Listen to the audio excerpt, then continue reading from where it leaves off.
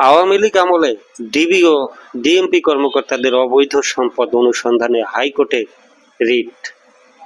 শেখ হাসিনার আমলের গত 17 বছরে ঢাকা মহানগর পুলিশের গোয়েন্দা শাখা ও ডিএমপির কিছু কর্মকর্তার বিরুদ্ধে অবৈধ সম্পদ অর্জনের অভিযোগ অনুসন্ধানের নির্দেশনা চেয়ে হাইকোর্টে একটি রিট আবেদন করা হয়েছে।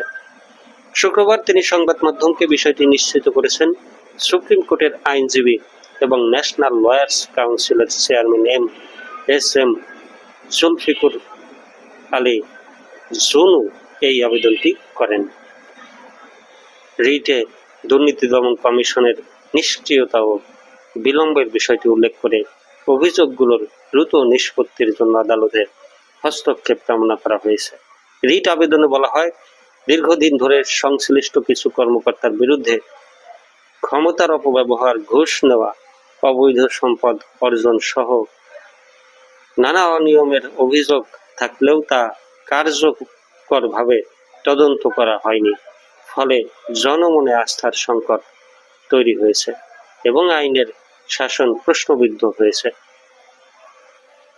রিটে অভিযুক্ত কর্মকর্তাদের সম্পদের বিস্তারিত হিসাব যাচাই করার নির্দেশনা দেওয়া দুদককে নিরপেক্ষ পূর্ণাঙ্গ অনুসন্ধান পরিচালনার নির্দেশ দেওয়া হয়েছে।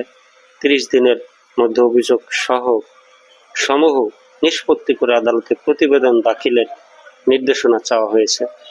আইনজীবী জানান, রাষ্ট্রের গুরুত্বপূর্ণ আইন শৃঙ্খলা রক্ষাকারী বাহিনীর সদস্যদের বিরুদ্ধে এ ধরনের গুরুতর অভিযোগ দীর্ঘদিন ঝুলে থাকা গণতন্ত্র ও সুশাসনের জন্য হুমকি স্বরূপ। দ্রুত তদন্ত ও জবাবদিহিতা নিশ্চিত করা জরুরি। এ বিষয়ে হাইকোর্টের রিট শুনানির তারিখ শিগগিরই নির্ধারিত হতে পারে বলে জানান তিনি।